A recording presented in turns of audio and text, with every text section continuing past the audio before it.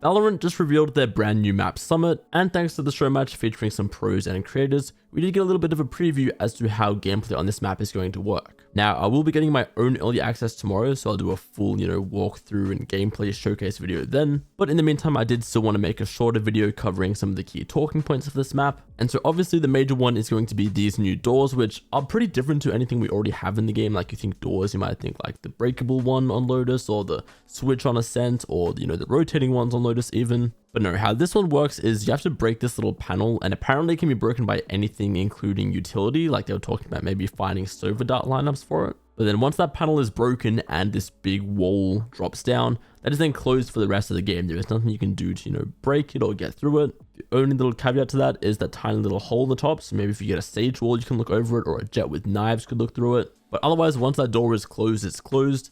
And there's going to be one of those overlooking B side and towards A side as well.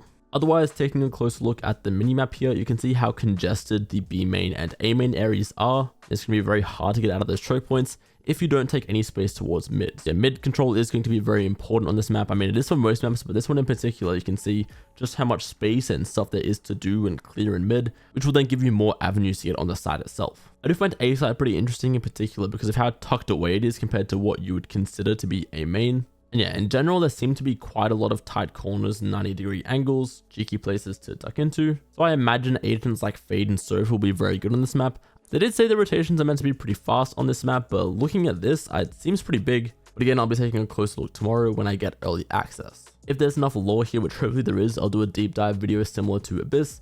So maybe keep an eye out for that as well. Otherwise, I don't think there's too much to test, even with the door mechanic, although they did say that even a Yoru in his dimensional drift or a Reyna in her dismiss will get killed by the door if they're standing underneath it when it slams down, so there's a good little piece of information as well.